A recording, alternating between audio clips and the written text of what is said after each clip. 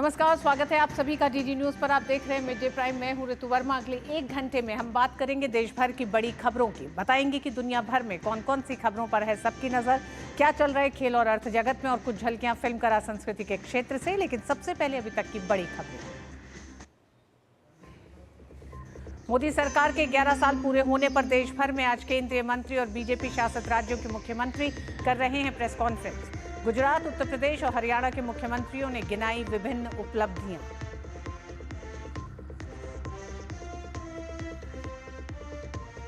प्रधानमंत्री मोदी ने 11 वर्ष में रक्षा क्षेत्र में भारत की आत्मनिर्भरता और देश की सुरक्षा का किया जिक्र। कहा, देश को और मजबूत बनाने के संकल्प के साथ जुटे हैं देशवासी।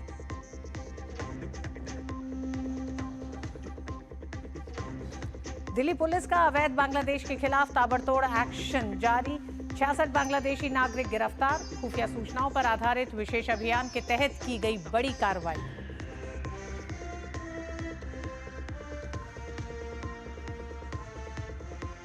$700 मरीन और 4000 नेशनल गार्ड के साए में लॉस एंजल्स, कैलिफोर्निया के गवर्नर गेविन न्यूसम ने अमेरिकी राष्ट्रपति ट्रंप पर दायर किया मुकदमा।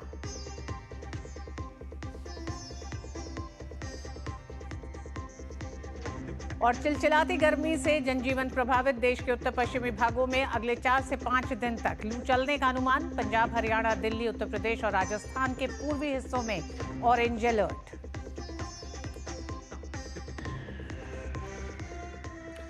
और मिड डे प्राइम में खबरें सबसे पहले नरेंद्र मोदी सरकार के 11 साल पूरे होने से जुड़ी हुई।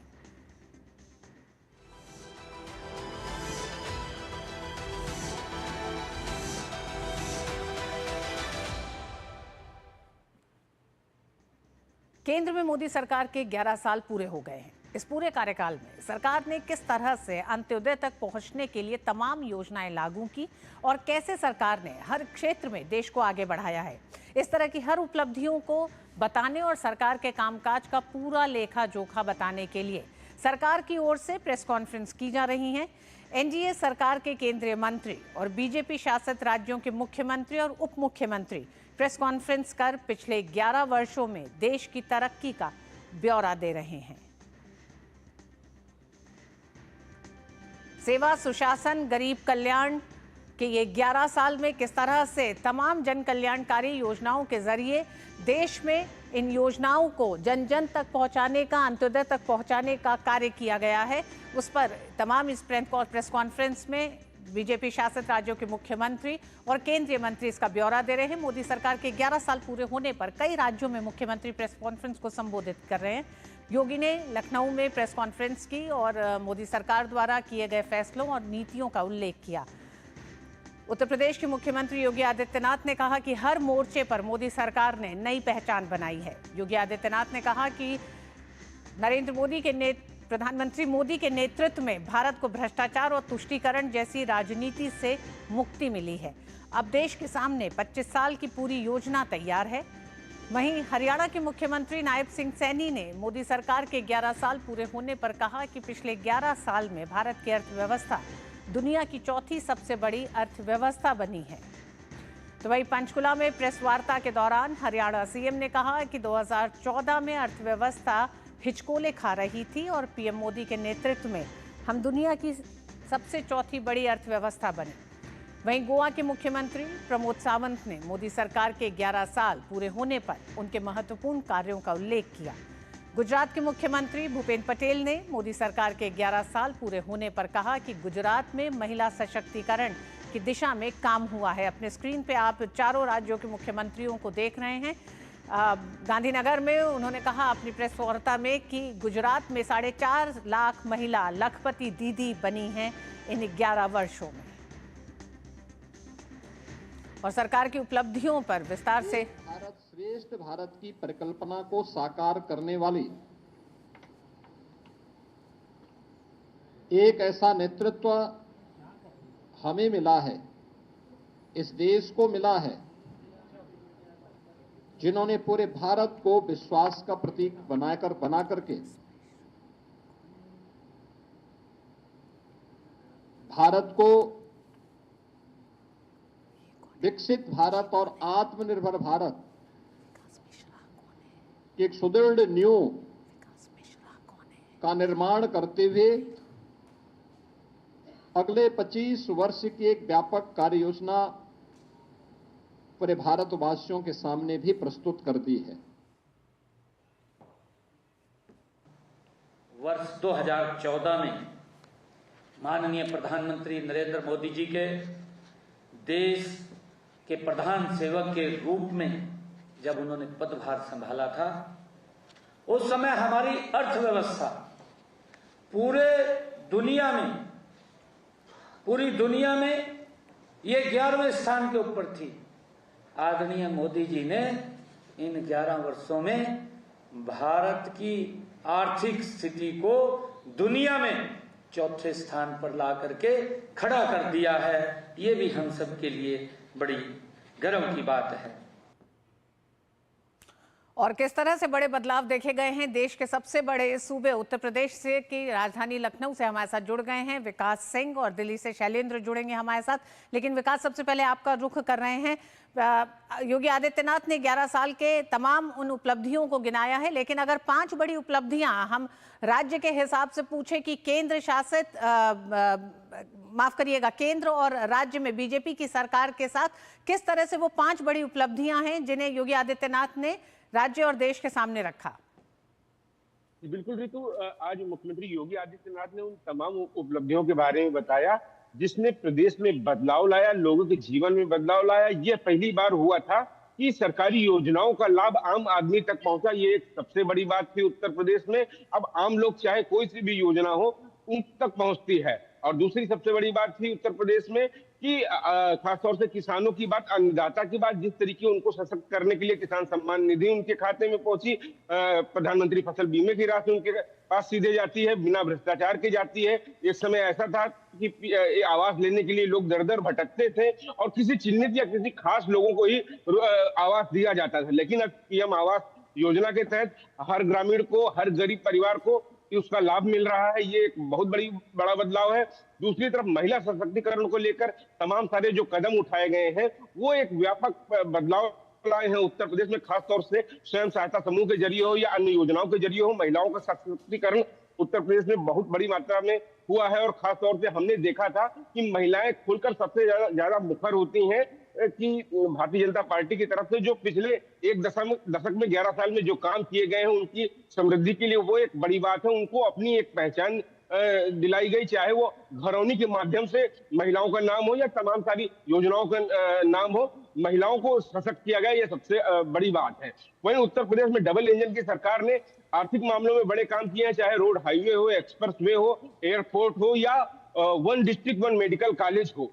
प्रदेश के सभी जनपदों में मेडिकल कॉलेज बनवाने की जो कवायद चालू हुई है वो अपने आप में बड़ी बात है। 70 से ज्यादा सरकारी मेडिकल कॉलेज शुरू हो गए हैं और तमाम सारी मेडिकल की सीट लगभग दोगुना हो गई है। ये अपने आप में दर्शा रहा है कि स्वास्थ्य के क्षेत्र में बुनियादी किस तरीके से काम किया गया है। इसके साथ साथ कानून व्यवस्था में जो काम किया गया है वो तो किया ही गया है। इसके साथ साथ जो इन्वेस्टमेंट यूपी में हो रहा है, ये पीएम मोदी के विजन का ही नतीजा है कि उत्तर प्रदेश में तमाम सारे देश भर के उद्योगपति हों या विदेश से आने वाले लोग हों, 40 लाख करोड़ से ज्यादा के निवेश प्रस्ताव यहाँ पर आए थे और ज्यादातर अब धरातल पे उतारे जा रहे हैं। इसके दिशा में काम किया जा रहा है।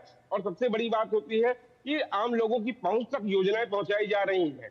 ये हमने देखा जिस तरीके से काम हुआ, चाहे विपरीत परिस्थितियां रही हो कोविड काल की या सामान्य परिस्थितियां रही हो, विकास को कहीं रुकने नहीं दिया गया, विकास को तीव्र गति से किया गया। आज की डेट में उत्तर प्रदेश एक्सप्रेस वे प्रदेश कहलाता है। जिस तरीके से यहाँ एक्सप्रेस वे का निर्माण किया गया है, यहाँ पर सुगमता हो गई है आने जाने की। और तभी यही एक कारण है कि तमाम सारे जो इंडस्ट्रिस्ट है वो यहाँ पर अपना उद्योग स्थापित करना चाहते हैं। यहाँ की विद्युत आपूर्ति में नित्य नए रिकॉर्ड स्थापित किए हैं। आम लोगों तक बिजली पहुंची गई है। पहले एक समय ऐसा रहता था कि 2-4 जनपद ही ऐसे थे उत्तर प्रदेश में जहां पर 24 घंटे बिजली मिलती थी, लेकिन अब निर्बाध रूप से सभी जनपदों को बिना भेदभाव के बिजली मिल रही है। उसी तरीके जैसे अंत्योदय तक बिना भेदभाव के लोगों को लाभ मिल रहा है योजनाओं का। जी विकास, आप पे आएंगे, लेकिन उससे पहले रुक करेंगे शैलेंद्र मिश्र का। शैलेंद्र, दिल्ली की मुख्यमंत्री अब से थोड़ी ही देर में प्रेस कॉन्फ्रेंस को संबोधित करने वाली हैं, लेकिन सवाल बड़ा यह है कि जहां 11 साल के कार्यकाल का पूरा ब्यौरा दे रहे हैं तमाम मुख्यमंत्री, तो उत्तर प्रदेश और कई ऐसे राज्य हैं जहां पे डबल इंजन की सरकार रही है। दिल्ली में केंद्र शासित तमाम उन योजनाओं का किस तरह का असर रहा है, या फिर आने वाले समय के लिए एक रोड मैप मुख्यमंत्री रेखा गुप्ता रखेंगी लोगों के सामने? देखिए, दिल्ली की मुख्यमंत्री रेखा गुप्ता, हम जानते हैं कि 100 दिन उनकी सरकार के पूरे हो चुके हैं। बीजेपी शासित राज्यों के जो मुख्यमंत्री हैं वो 11 वर्ष का एक लेखा जोखा रख रहे हैं। हमने देखा था कि जेपी नड्डा, बीजेपी के राष्ट्रीय अध्यक्ष, ने कल इसका एक लेखा जोखा रखा था। सबसे जो बड़ा बदलाव वो बीजेपी कहती है कि प्रधानमंत्री नरेंद्र मोदी की लीडरशिप की वजह से आया है, कि जनता का भरोसा दिखा है। और आप देखें कि पहले कोई योजना का ऐलान होता था तो उसमें एक तरह से देखें तो शैलेंद्र, क्या आपको लगता है कि ये मौका रहेगा जब दिल्ली की मुख्यमंत्री उन तमाम कामों को रखेंगी तो उन राज्यों से दिल्ली की तुलना भी की जा सकेगी जहां डबल इंजन की सरकार थी, तो वहां विकास के पैमाने पर, चाहे वो इंफ्रास्ट्रक्चर डेवलपमेंट हो, महिलाओं का सशक्तिकरण का मामला हो या फिर युवाओं के लिए नई अपॉर्चुनिटीज का मामला हो, उस दिशा में उन राज्यों ने किस तरह से काम किया और दिल्ली की क्या उपलब्धियां रहीं? देखिए, हम जानते हैं कि इतने कम समय में दिल्ली में जो उपलब्धि देखने को मिली, दिल्ली सरकार उसका लेखा जोखा रखेगी। हम जानते हैं कि नई बसें शुरू की गई, वो एक यातायात में, आप सार्वजनिक परिवहन में एक बड़ा बदलाव देखते हैं। यमुना सफाई पर आते ही काम शुरू हो गया है, तो निश्चित तौर पर उसका भी जिक्र होगा। लेकिन एक तो सबसे बड़ी बात है वो है कार्य संस्कृति में बदलाव, जिसकी हम चर्चा कर रहे थे कि अब कोई योजना ऐलान होती है, उसका टारगेट सेट होता है तो समय से पहले पूरा किया जाता है। और वो हमने बीते 11 वर्षों में जो देखा है, बीजेपी शासित राज्यों में भी हम उसे देख रहे हैं कि उन योजनाओं में देरी नहीं होती। मोदी सरकार की एक बड़ी उपलब्धि है बोगीबिल जो पुल है हम असम में, उसे पूरा करने का। 16 साल से वो लटका हुआ था। तमाम बड़ी सिंचाई परियोजनाएं देश में वो दशकों से लंबित थी। जब प्रधानमंत्री नरेंद्र मोदी की सरकार आई, उसे पूरा करने का काम किया गया। उज्ज्वला योजना में 5 करोड़ गैस कनेक्शन पहले टारगेट किया गया था, समय से पहले पूरा किया गया। अब 10 करोड़ से ऊपर उज्ज्वला गैस कनेक्शन दिए जा चुके हैं। तो कार्य संस्कृति बदली है। जो लीकेज होता था, पहले कहा जाता था कि 1 रुपया चलता है तो कम पैसा पहुंचता है, अब पूरा का पूरा रुपया डीबीटी के जरिए पहुंच रहा है। डीबीटी के जरिए यानी कि पूरा फायदा मिल रहा है। और एक क्रांतिकारी बदलाव सोच में दिखता है कि 2047 तक विकसित भारत बनाना है तो सभी सेक्टर्स को, सभी वर्गों को साथ लेकर उनके विकास पर ध्यान देना है। और यही वजह है कि जितनी आबादी नहीं है दुनिया के तमाम देशों की, उससे ज्यादा लोगों को तो गरीबी रेखा से बाहर भारत ला चुका है। 27 करोड़ लोगों को, 12 करोड़ से ज्यादा शौचालय बन चुके हैं। जापान की उतनी आबादी नहीं है। तो आप सोचिए कि दुनिया के देशों की जितनी आबादी नहीं है, उतने लोगों को तो कल्याणकारी योजनाओं से फायदा पहुंचाया गया है देश भर में। और बीजेपी इसी बात को प्रेस कॉन्फ्रेंस के जरिए, प्रदर्शनी के जरिए अलग अलग राज्यों में बता रही है, जिला स्तर पर जाएगी। शैलेंद्र विकास, आप हमारे साथ बने रहिएगा। दर्शकों को हम बता दें कि किस तरह से केंद्रीय मंत्री किरण रिजिजू ने केंद्र सरकार के 11 साल पूरे होने पर प्रधानमंत्री नरेंद्र मोदी की सराहना की। उन्होंने कहा कि प्रधानमंत्री ने गरीब कल्याण अन्य योजना शुरू कर गरीबों के हित में कार्य किया है। किरण रिजिजू ने बताया कि इस योजना का लाभ गांव-गांव में मिल रहा है। प्रधानमंत्री गरीब कल्याण अन्न योजना, ये शुरुआत किया था कोविड के समय में। जब कैबिनेट में ये बात आया, पहली बार 2 लाख करोड़ जाएगा। अगर इतना 80 करोड़ लोगों को खाना फ्री में पहुंचाना है तो मोदी जी ने मेहनत करके, एग्रीकल्चर प्रोडक्शन अच्छा था, खाना तो हमारा यहाँ सफिशिएंट हो गया, चावल धान। तो ये कैबिनेट में जब चर्चा हुआ, लेकिन प्राइम मिनिस्टर ने बोला कुछ भी करना है मगर हिंदुस्तान का कोई भी गरीब खाली पेट नहीं सोना चाहिए, हम ये स्कीम लागू करेंगे। और कैबिनेट में आया और हम लोगों ने इसको पारित किया और आज गांव तक पहुंच रहा है। और आइए सीधे आपको लिए चलते दिल्ली की मुख्यमंत्री रेखा गुप्ता इस समय पत्रकारों को संबोधित कर रही हैं। निर्वाह किया जो हालात थे। अभी प्रदेश अध्यक्ष जी ने कहा कि कोविड का समय याद करो। सच में यदि केंद्र की आदरणीय प्रधानमंत्री नरेंद्र मोदी जी के नेतृत्व की सरकार ना होती तो दिल्ली की क्या हालत होती। मैंने पीछे एक डाटा में बताया था कि दिल्ली सरकार ने मात्र 97 लोगों को कोविड डेथ के रिलीफ अमाउंट बांटे, यानी उनके हिसाब से केवल 97 मौत हुई थी। जबकि दिल्ली के हर एक व्यक्ति ने देखा कि किस तरीके से शमशान घाट भरे हुए थे। उन्होंने रिकॉर्ड पे भी नहीं लिया। उस समय किसने हाथ थामा? केंद्र की सरकार ने थामा। आज भी यदि मैं हॉस्पिटल इंफ्रास्ट्रक्चर की बात दिल्ली के लिए यदि करती हूँ तो मैं इससे उपलब्धि मानती हूँ केंद्र सरकार की कि जितना इंफ्रास्ट्रक्चर दिल्ली सरकार का दिल्ली में है हॉस्पिटल एडमिनिस्ट्रेशन का, उससे ज़्यादा केंद्र सरकार का दिल्ली में हॉस्पिटल इंफ्रास्ट्रक्चर है। आज मात्र एम्स ही 5 लाख ओपीडी सालाना करता है, जिसकी वजह से दिल्ली का पूरा जो पेशेंट है वहाँ डाइवर्ट होने के कारण दिल्ली के हॉस्पिटल्स पे कम बाहर पड़ता है। आज दिल्ली सरकार के लिए केंद्र एक बहुत बड़ी नियामत बनकर के काम कर रही थी। उसके लिए यदि मैं बताऊं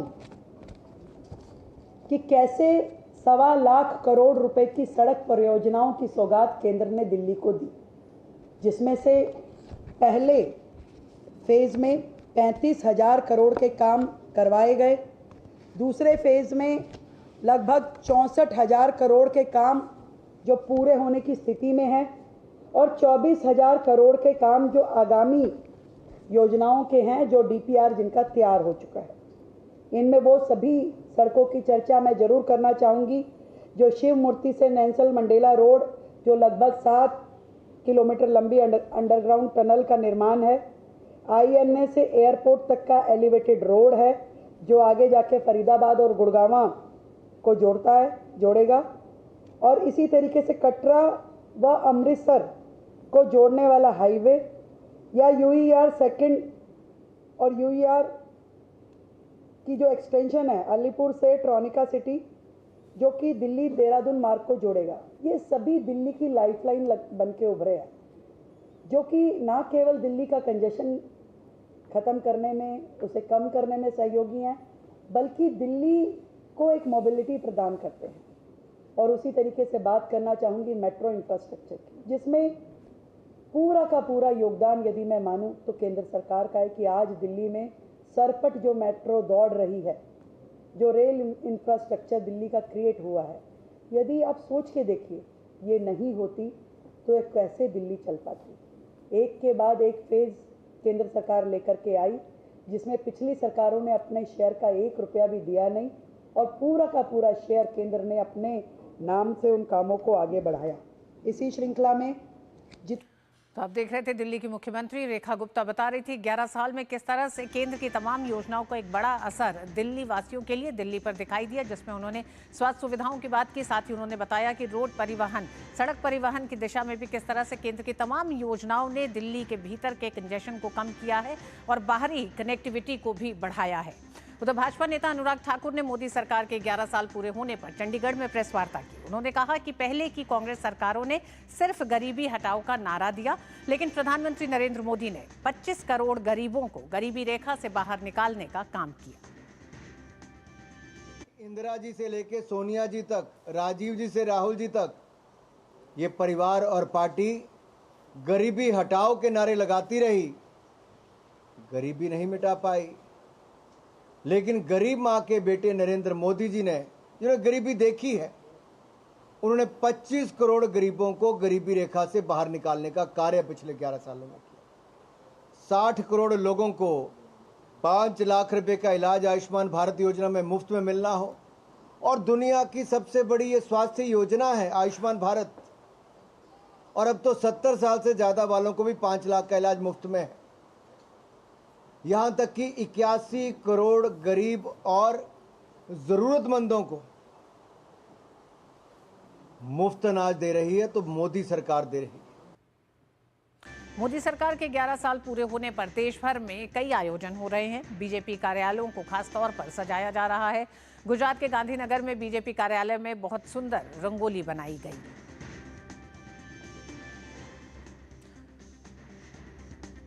मोदी सरकार के 11 साल पूरे होने पर गुजरात में बेहतरीन रैली बनाई गई। और मीडिया प्राइम में वक्त ब्रेक का है। ब्रेक के बाद खबरें जारी रहेंगी, देखते रहिए डीडी न्यूज।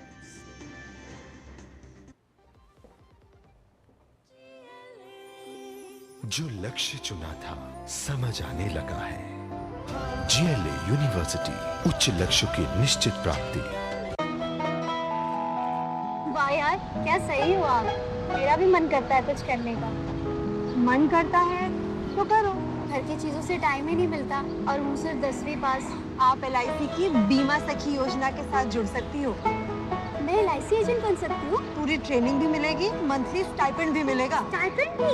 ऊपर से कमीशन अलग। LIC बीमा सखी योजना से जुड़ने के लिए अपनी नजदीकी LIC शाखा से संपर्क करें। LIC बीमा सखी योजना, अपनी शुरुआत अपने हिसाब से। नरेंद्र मोदी ने अपने कार्यकाल के 11 वर्ष में रक्षा क्षेत्र में आत्मनिर्भर भारत का जिक्र किया और भारत को और मजबूत बनाने के लिए देशवासियों की एकजुटता पर खुशी जताई। पीएम ने एक्स संदेश में लिखा कि पिछले 11 वर्ष में हमारे रक्षा क्षेत्र में महत्वपूर्ण बदलाव हुए हैं। इसमें आधुनिकीकरण और रक्षा उत्पादन के मामले में आत्मनिर्भर बनने पर स्पष्ट ध्यान दिया गया है। ये देखकर खुशी होती है कि भारत के लोग देश को और मजबूत बनाने के संकल्प के साथ एकजुट हैं। पीएम मोदी के नेतृत्व में बीते 11 वर्षों में देश का रक्षा क्षेत्र आत्मनिर्भरता की दिशा में आगे बढ़ रहा है। आत्मनिर्भर भारत और मेक इन इंडिया अभियान से इसे मजबूती मिली है और भारत रक्षा निर्यातक के रूप में वैश्विक स्तर पर उभरा है।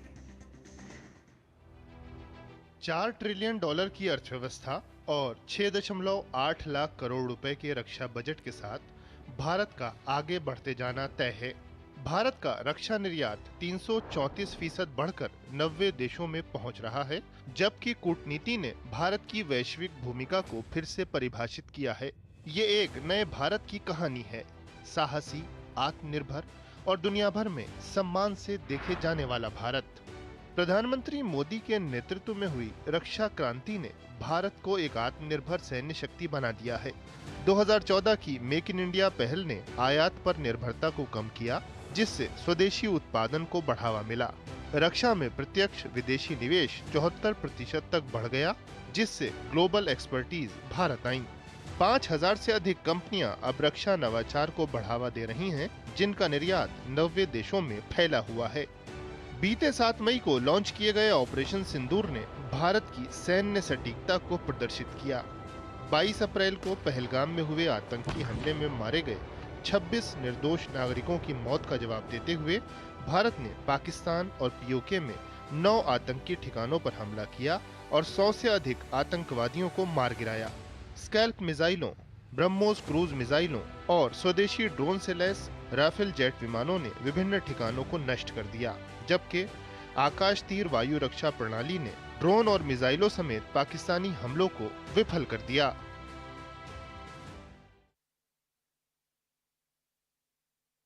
और आइए बताते हैं कि भारत की रक्षा क्षेत्र में आत्मनिर्भरता की ये जो यात्रा है वो किस तरह से लगातार आगे बढ़ रही है। आत्मनिर्भर रक्षा क्षेत्र में आत्मनिर्भर भारत में विज्ञान, प्रौद्योगिकी और नवाचार में भारत ने उपलब्धि हासिल की। वैश्विक नवाचार सूचकांक में भारत की प्रभावशाली छलांग है। कई अंकों से आगे बढ़ते हुए 81वें स्थान से 39वें स्थान पर भारत पहुंचा है। तो भारत ने इस क्षेत्र में लगातार प्रगति की है। 56% पेटेंट भारतीयों द्वारा दायर किए गए हैं।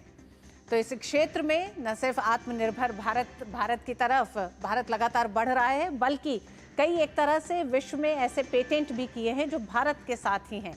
रक्षा क्षेत्र में निर्यात 2000 करोड़ से बढ़कर 16000 करोड़ रुपए हुआ है।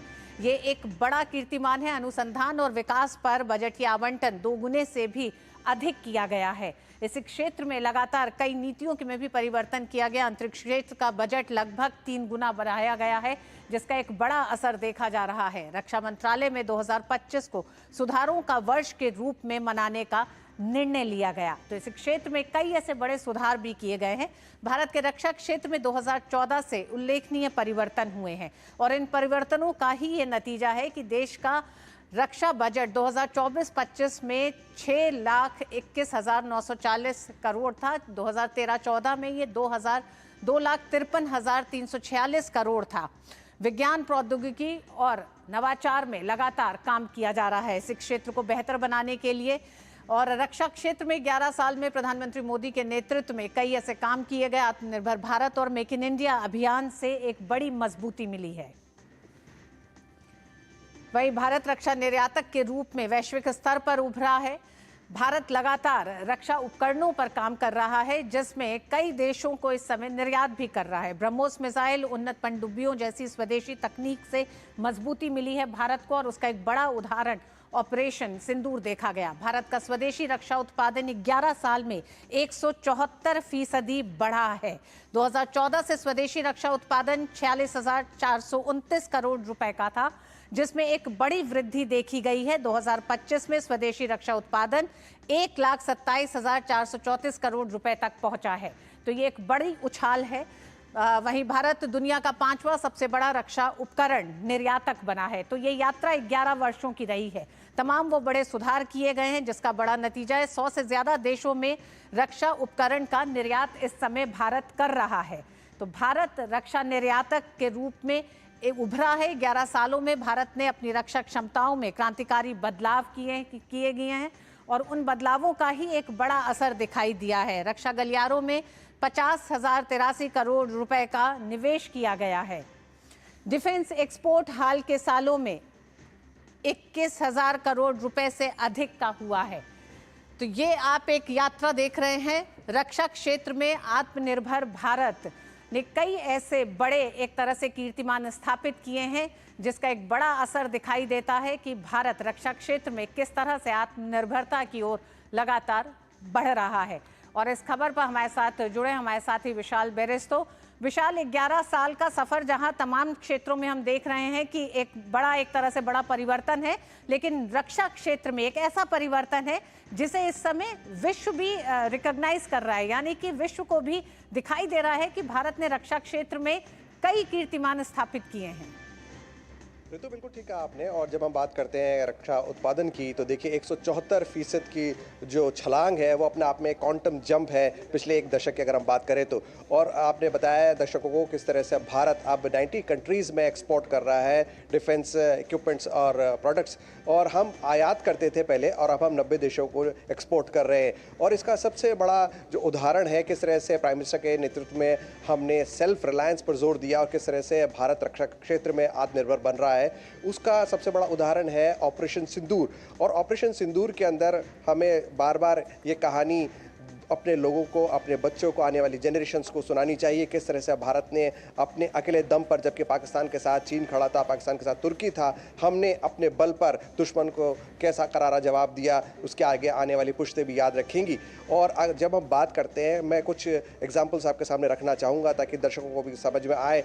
हम बात कर रहे हैं ब्रह्मोस क्रूज मिसाइल्स की। ब्रह्मोस शुरुआत में रूस के साथ एक जॉइंट वेंचर था, लेकिन बाद में DRDO ने इसके अंदर बहुत सारे चेंजेस किए और अभी इंडिजिनियसली बनाया जा रहा है, देश में बनाया जा रहा है। और प्राइम मिनिस्टर ने बहुत ज़्यादा फोकस डाला कि इस तरह से हम डिफेंस कॉरिडोर्स को बढ़ावा दें। और लखनऊ के अंदर ब्रह्मोस के 80 से 100 ब्रह्मोस मिसाइल एक साल में बनाए जा रहे हैं। इसके अलावा नेक्स्ट जनरेशन जो ब्रह्मोस क्रूज का है वो 100 से 150 नया वेरिएंट बनाने की क्षमता उस डिफेंस कॉरिडोर में है। इसके अलावा जो आकाश एंटी ड्रोन सिस्टम था, आकाश जो हमारी मिसाइल थी, उसने किस तरह दुश्मन के हमलों को आसमान में नेस्तनाबूद कर दिया, ये हमने देखा। और वो भी DRDO का अपना एक बहुत एक्सीलेंट एग्जाम्पल है, जिसमें 96% जो कंटेंट है आकाश मिसाइल के अंदर वो भारत में ही बनता है, जिसे डिफेंस रिसर्च और defence research and development organisation बनाता है।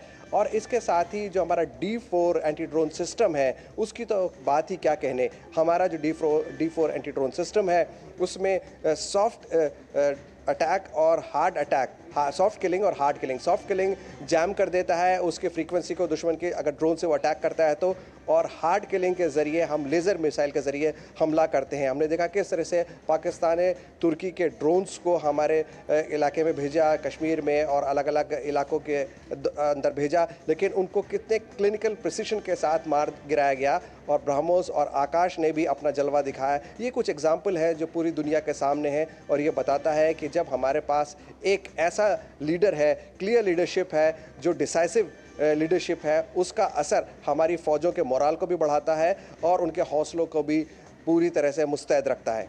जी विशाल, जहां 11 साल में मोदी सरकार ने रक्षा क्षेत्र में आत्मनिर्भरता की ओर बढ़ते हुए स्वदेशीकरण को एक तरह से ज्यादा मजबूती मिली है, एक बड़ा पुश मिला है, वहीं यूपीए के दौर के बहुत से ऐसे काम हैं जिन्हें पूरा किया गया।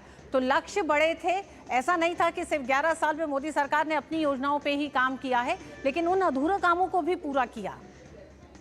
देखिए रितु, मैं फिर अपनी बात को दोहराना चाहूँगा। मैंने बात की डिसाइसिव लीडरशिप की। लीडरशिप अगर आपकी डिसाइसिव है, अगर उसमें ताकत है डिसीजन लेने की in the interest of the country, तो ये एक बहुत बड़ी बात होती है। जो हमने बात की कि चीफ ऑफ डिफेंस स्टाफ को बनाया गया, अग्निवीरों का इसमें गठन किया गया, और चीफ ऑफ डिफेंस स्टाफ सिर्फ ऐसा नहीं है कि आपने एक ऑनररी रैंक दे दिया। चीफ ऑफ डिफेंस स्टाफ इसलिए बनाया गया ताकि आप थिएटर जो है, अगर आप लड़ाई की बात करते हैं तो थिएटर फॉर्मेशन की अगर आप बात करते हैं तो आर्मी, नेवी, एयरफोर्स के अंदर आपस में एक क्लियर सिंक्रोनाइजेशन होना चाहिए। इसके लिए चीफ ऑफ डिफेंस स्टाफ का जो रैंक है वो बनाया गया। और हमने देखा कि ये जो पाकिस्तान के साथ हमारा जो एक्शन हुआ ऑपरेशन सिंदूर, जो अब तक जारी है, प्राइम मिनिस्टर ने कहा इसको कॉल ऑफ नहीं किया गया है। हम कभी भी एग्रेसिव मोड में जा सकते हैं अगर पाकिस्तान कोई भी हिमाकत करता है तो ये जो तीनों आर्मी, नेवी, एयरफोर्स का सिंक्रोनाइजेशन था, ये जो थिएटर फॉर्मेशन की हम बात कर रहे हैं, ये मोदी सरकार के फैसले थे जिसका असर हमने देखा ऑपरेशन सिंदूर के अंदर। जी विशाल, जैसा कि आप भी बता रहे हैं, 80 देशों को भारत इस समय सैन्य उपकरण निर्यात कर रहा है। ऐसे में अपने 11 साल की उपलब्धियों के साथ सरकार ने ये भी बहुत साफ रखा है कि रक्षा क्षेत्र में 2029 तक 3 लाख करोड़ के रक्षा उत्पादन का लक्ष्य रखा गया है। यानी निरंतरता, कंटिन्यूटी रहेगी। एक राजनीतिक स्थिरता के साथ नेतृत्व में जो एक तरह से एक ताकत रही है, एक राजनीतिक शक्ति रही है, उसको लेकर आगे बढ़ते हुए आगे के लक्ष्य भी इस 11 साल में सरकार ने रखे सामने।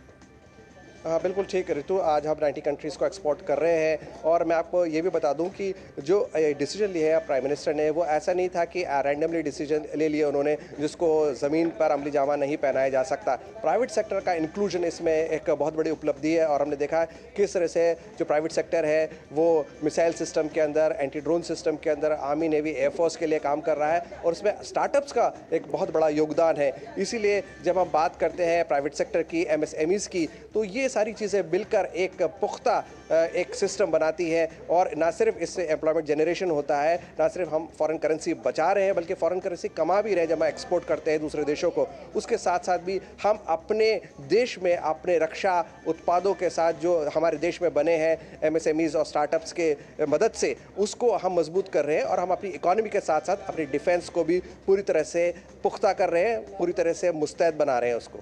बहुत बहुत धन्यवाद विशाल, पूरी जानकारी के लिए, समझाने के लिए कि किस तरह से भारत रक्षा क्षेत्र में आत्मनिर्भर हो रहा है, उसमें तमाम और जो स्टेक होल्डर्स हैं वो किस तरह से शामिल हुए हैं, प्राइवेट पार्टनरशिप के साथ किस तरह से आगे बढ़ रहा है, स्टार्टअप्स की क्या भूमिका रही है इस पूरी यात्रा में। मिड डे प्राइम में वक्त एक छोटे से ब्रेक का है। ब्रेक के बाद खबरें जारी रहेंगी। देखते रहिए DD न्यूज़। LIC लाया है unit linked insurance plan index plus. जीवन बीमा पाइए और निफ्टी स्टॉक्स के साथ अपने मार्केट रिटर्न्स को तेजी से बढ़ाइए। इस अट्रैक्टिव कॉम्बिनेशन के साथ अपना कल सुरक्षित कीजिए। सिर्फ 2500 रुपए मंथली प्रीमियम से शुरुआत कीजिए। आज ही LICindia.in पर जाएं। मैं 5 साल का था जब मैंने पहली बार PM मोदी को रेड फोर्ट से स्वच्छता का संदेश देते सुना था। फिर स्कूल में टीचर से जाना क्यों स्वच्छता जरूरी है। आज स्वच्छता मेरी आदत है। इस नए भारत ने बचपन से ही स्वच्छता का कल्चर देखा है।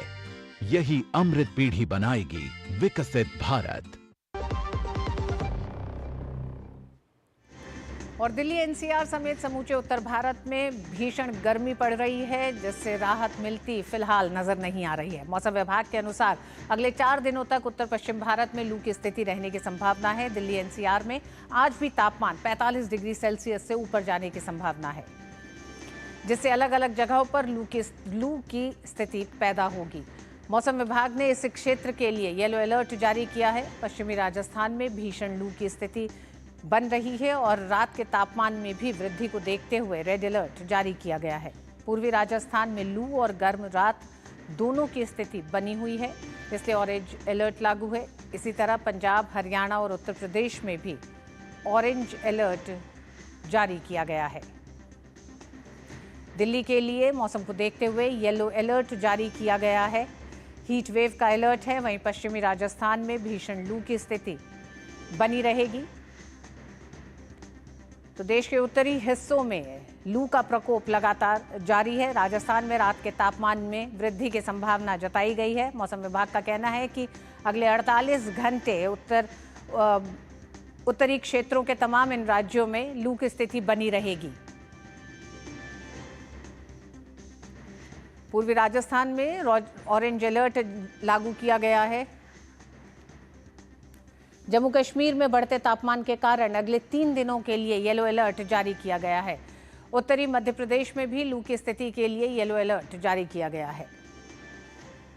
मौसम विभाग ने चेतावनी दी है कि दिन के समय तेज धूप और गर्म हवा का असर स्वास्थ्य पर बुरा असर डाल सकता है, खासकर बच्चों, बुजुर्गों और बीमार व्यक्तियों पर। ऐसे में लोगों को सलाह दी गई है कि दोपहर 12 बजे से शाम 4 बजे तक घर से बाहर न निकलें और पर्याप्त मात्रा में पानी पिएं। 11 जून से मौसम में हल्का बदलाव देखने को मिलेगा, जब आसमान मुख्यतः साफ रहेगा और तापमान में मामूली गिरावट के साथ 43 डिग्री तक रहने की संभावना है।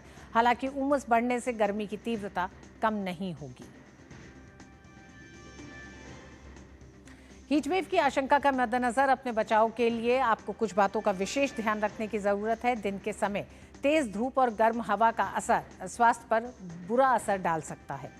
हीट स्ट्रोक को समय रहते पहचाना जाए तो जान बचाई जा सकती है।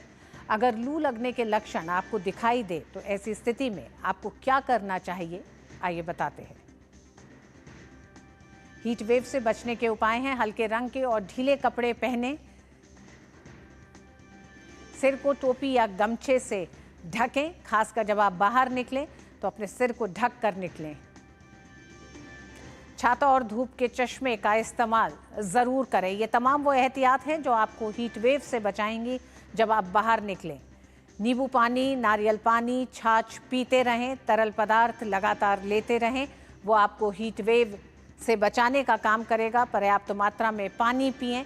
ये तमाम वो एक तरह से एहतियात हैं जिन्हें आप बरतेंगे तो जब अगर आपको बाहर निकलना ही है तो इन तमाम एहतियातों को बरत के निकलिए। बच्चे, बुजुर्ग और बीमार व्यक्ति विशेष ध्यान रखें। इस मौसम में बच्चों और जानवरों को बंद वाहनों में न छोड़ें।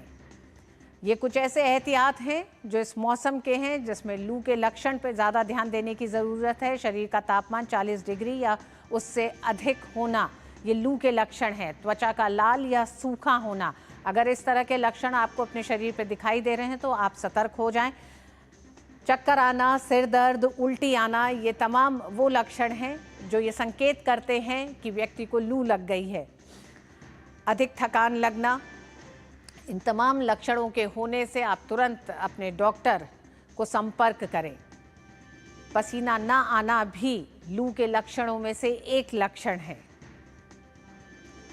तो इन लक्षणों पर ध्यान रखें। सांस लेने में परेशानी या बेहोशी, ये तमाम वो लक्षण हैं जो ये बताते हैं कि आपको लू लग गई है। ऐसे में शरीर का तापमान 40 डिग्री या उससे अधिक होना भी लू लगने के ही लक्षण हैं। तो इन लक्षणों की पहचान करें।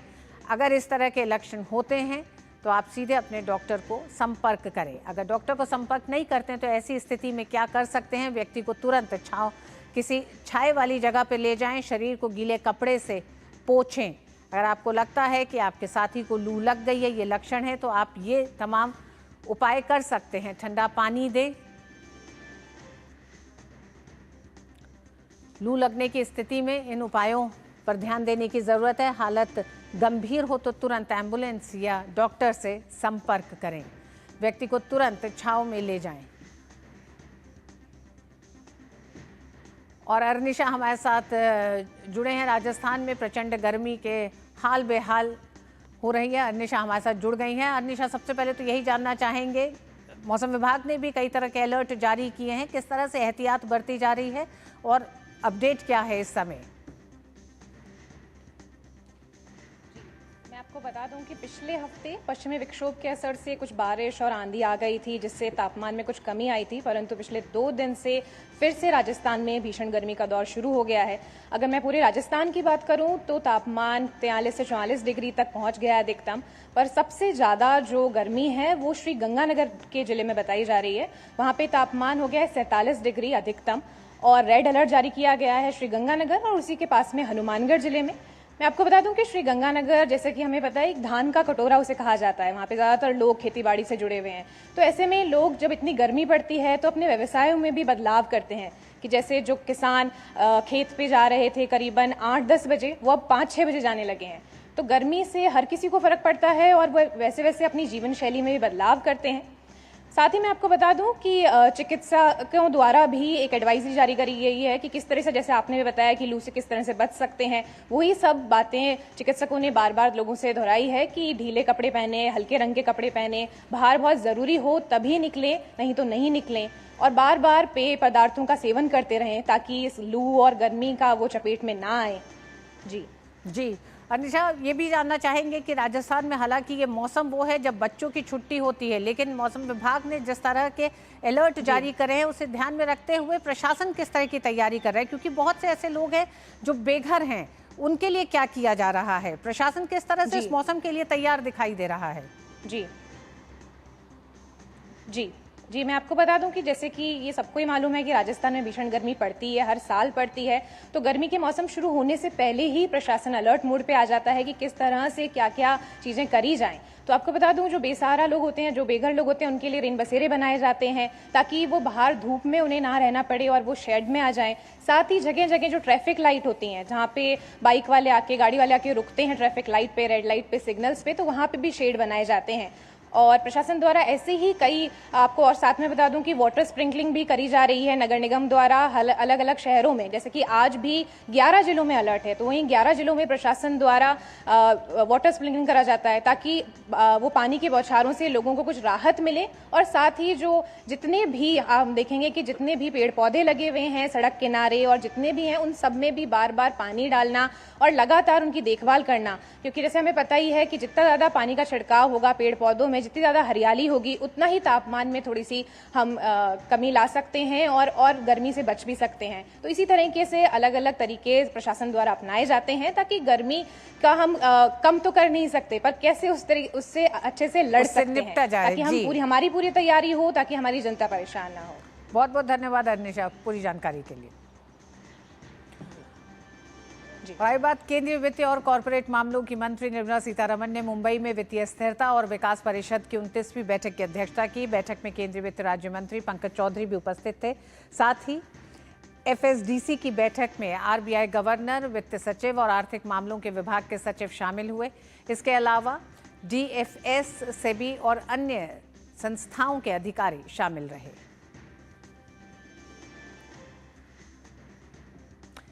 विदेश सचिव पी कुमारन ने मलेशिया के पिनांग में ब्रुनेई दारुसलाम के स्थायी सचिव गुजा जोहरिया बंटी अब्दुल वहाब से मुलाकात की। दोनों पक्षों ने द्विपक्षीय साझेदारी को और गहरा करने के आयामों पर चर्चा के साथ ही आसियान और अन्य ढांचे के तहत सहयोग पर भी चर्चा की। और आइए सीधे रुख करेंगे मध्य प्रदेश का। उसके पूर्व माननीय अटल बिहारी वाजपेयी जी को भी स्मरण करें तो लोकतंत्र की खूबसूरती है। 24 दलों को मिलाकर के सरकार चलाना ये अलग कठिन परिस्थिति थी, लेकिन उसके बाद भी उन्हें सरकार चलाई और उस सरकार में भी जो निर्णय किए ये हमारी भाजपा की कार्य करने की पद्धति बताती है कि हम इतने लंबे चौड़े एक तरह से संयुक्त गठबंधन की सरकार के बीच भी देश हितैषी निर्णय परमाणु बम का भी ले सकते हैं, जो माननीय स्वर्गीय अटल बिहारी वाजपेयी जी ने किया। और 2014 से जो हम 15 नंबर की अर्थव्यवस्था में थे, हम देखते हैं कि वित्त मंत्री के रूप में स्वर्गीय मनमोहन सिंह जी अपना कार्यकाल पूरा कर चुके हैं नरसिम्हा राव जी की सरकार के बाद में वो स्वयं प्रधानमंत्री रह गए, लेकिन स्वयं प्रधानमंत्री रहने के बाद भी वो देश की वित्तीय व्यवस्था में किस स्थिति में हमको छोड़ के जाते हैं। तो 11 नंबर की अर्थव्यवस्था से अब हम स्टार्ट हो रहे हैं और 11 नंबर की अर्थव्यवस्था में जो माननीय मोदी जी के बहुत सारे उल्लेखनीय कामों में एक सबसे बड़ा काम है कि हमेशा नेतृत्व करने वाला हमारे नेतृत्व के लिए हर कीमत चुकाने के लिए तैयार रहे। इसलिए सरकार के मामले में तुष्टीकरण समाप्त करके जनता के लिए जो जरूरी है वो सारे कड़े फैसले लेने के लिए बगैर संकोच के आगे बढ़े।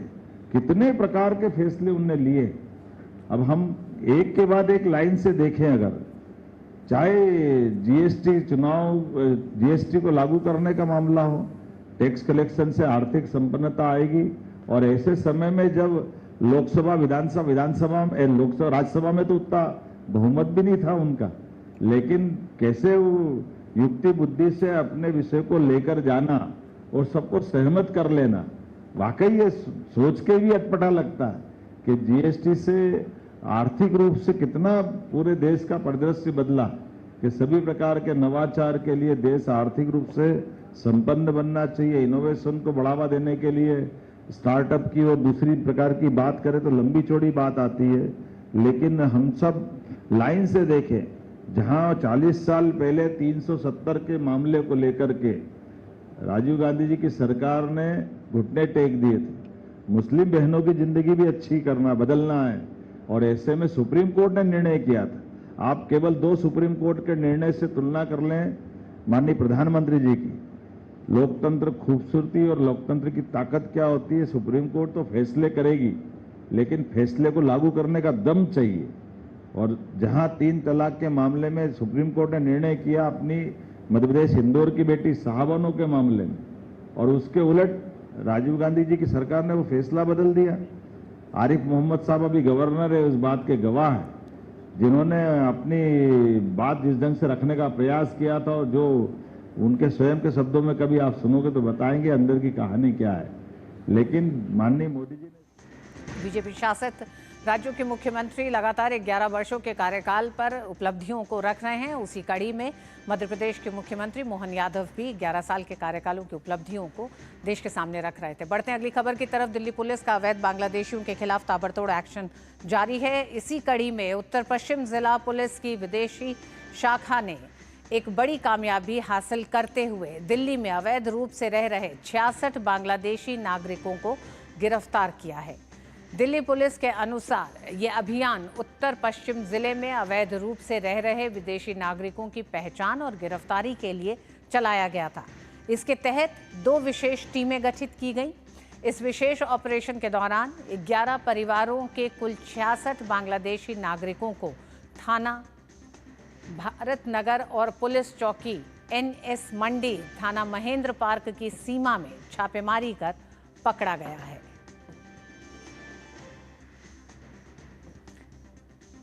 दिल्ली में 66 बांग्लादेशियों को गिरफ्तार किया गया है। इसके लिए 2 टीमें गठित की गई थी। दिल्ली में द्वारका सेक्टर 13 में आज सुबह एक बिल्डिंग की 9वीं मंजिल पर आग लग गई। आग इतनी भयंकर थी कि कई लोग आनंद फानन में बिल्डिंग से नीचे भागने लगे।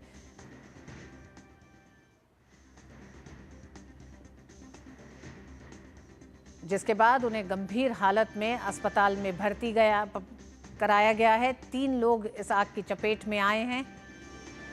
इनका उपचार जारी है और इस दौरान पिता और 2 बच्चों की मौत भी हो गई है। मृतकों में 35 वर्षीय यश यादव और उनके 2 बच्चे शामिल हैं।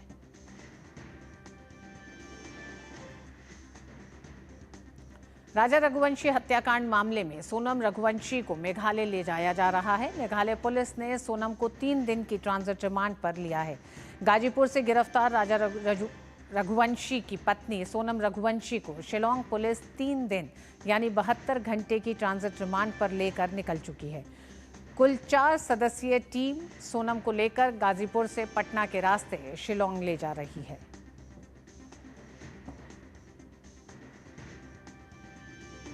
छत्तीसगढ़ के मुख्यमंत्री विष्णुदेव साय ने सुकमा में हुए आईईडी विस्फोट में अपनी जान गंवाने वाले सुकमा एएसपी आकाश राव गिरिपुंजे को श्रद्धांजलि दी। इस मौके पर छत्तीसगढ़ के उप मुख्यमंत्री अरुण साव और विजय शर्मा, छत्तीसगढ़ विधानसभा के अध्यक्ष रमन सिंह भी मौजूद थे।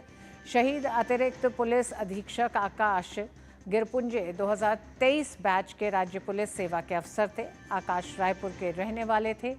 कोंटा क्षेत्र में नक्सलियों द्वारा किए गए आईईडी ब्लास्ट की चपेट में आने से एएसपी आकाश राव गिरपुंजे गंभीर रूप से घायल हो गए थे। उपचार के दौरान उनका निधन हो गया।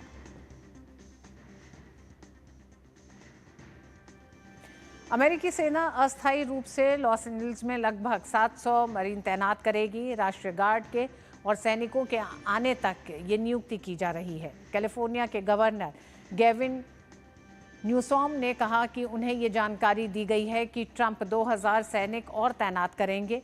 इससे पहले ट्रंप प्रशासन के खिलाफ लॉस एंजल्स में नेशनल गार्ड की तैनाती को गैरकानूनी बताते हुए कैलिफोर्निया ने संघीय सरकार पर मुकदमा दायर किया है। गवर्नर गेविन न्यूसॉम ने कहा है कि ट्रंप ने स्थिति को भड़काया और गैरकानूनी ढंग से नेशनल गार्ड को कैलिफोर्निया में तैनात किया।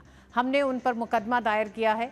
ये कदम शुक्रवार से शुरू हुए ट्रंप की अप्रवासन नीतियों के खिलाफ विरोध प्रदर्शनों के चौथे दिन उठाया गया, जो अमेरिकी अप्रवासन और सीमा शुल्क प्रवर्तन की छापों के बाद शुरू हुए थे। ट्रंप ने स्थिति को और तनावपूर्ण करते हुए न्यूसॉम की गिरफ्तारी की सलाह दी है। कैंप डेविड से लौटते समय उन्होंने कहा कि अगर वे टॉम होमन होते हैं तो न्यूसॉम को गिरफ्तार कर लेते। वहीं इसके जवाब में न्यूसॉम ने गिरफ्तार करने की चुनौती दी है। लॉस एंजल्स में ICE के छापों के बाद प्रदर्शन तेज हो गए हैं। इसके बाद पुलिस और प्रदर्शनकारियों के बीच झड़पें हुई।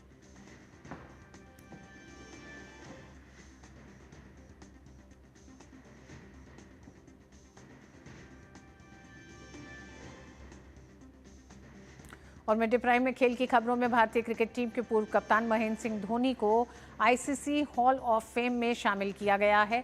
धोनी को उनकी विशिष्ट उपलब्धियों के लिए सम्मानित किया गया है। धोनी ICC के तीनों वाइट बॉल टूर्नामेंट, वनडे विश्व कप, T20 विश्व कप और चैंपियंस ट्रॉफी जीतने वाले एकमात्र कप्तान हैं।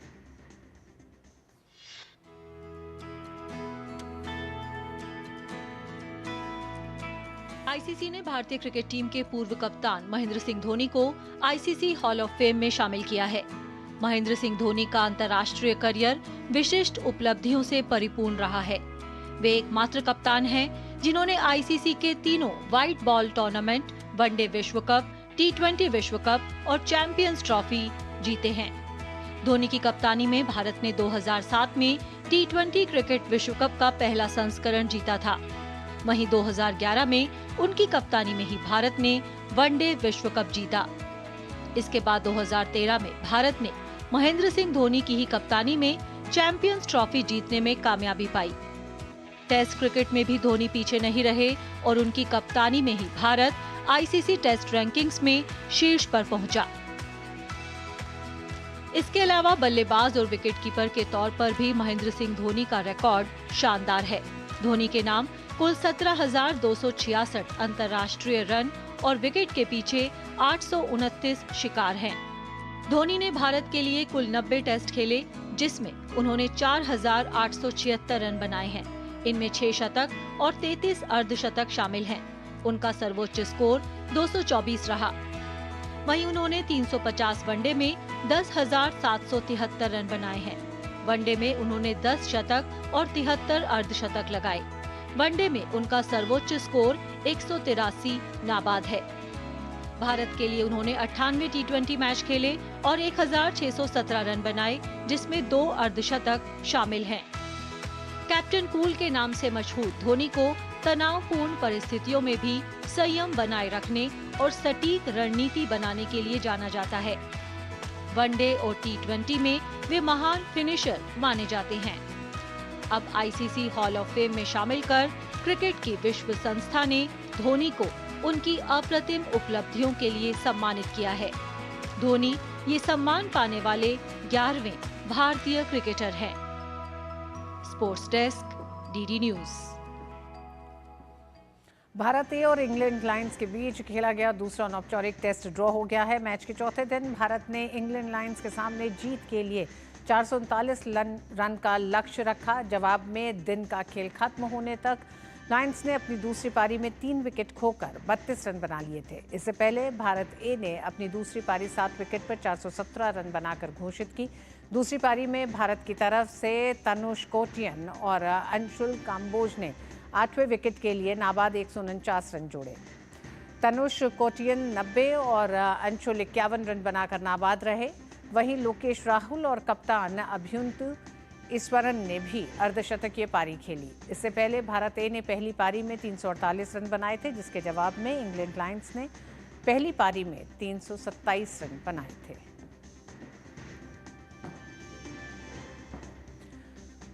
दुनिया के अग्रणी T20 बल्लेबाजों में से एक वेस्टइंडीज के निकोलस पूरन ने सिर्फ 29 साल की उम्र में अंतर्राष्ट्रीय क्रिकेट को अलविदा कह दिया है। अब वे फ्रेंचाइजी क्रिकेट लीग्स पर ही ध्यान देंगे। पूरन ने वेस्टइंडीज के लिए कुल 167 मैच खेले हैं। पूरन आईपीएल में लखनऊ सुपर जायंट्स के लिए खेले थे। भारतीय पुरुष हॉकी टीम को FIH प्रो लीग में नीदरलैंड्स के खिलाफ 3-2 से हार का सामना करना पड़ा। भारत के लिए अपना 100वां मैच खेल रहे अभिषेक और जुगराज सिंह ने गोल किए। और मिड डे प्राइम के अंत में एक जानकारी वाली खबर। जवाहर नवोदय विद्यालय के शैक्षिक सत्र 2026-27 के लिए कक्षा 6 में प्रवेश के लिए ऑनलाइन आवेदन प्रक्रिया शुरू हो गई है। जवाहर नवोदय विद्यालय चयन परीक्षा 2026 के लिए ऑनलाइन आवेदन भरने की अंतिम तारीख 29 जुलाई है। चयन के लिए उम्मीदवार केवल ऑनलाइन पोर्टल https://cbscitms.rcil.gov.in/nvsmay के माध्यम से आवेदन कर सकते हैं। चयन परीक्षा 13 दिसंबर को होगी। और इस जानकारी के साथ ही मिड डे प्राइम में आज बस इतना ही। मुझे दीजिए अनुमति। नमस्कार।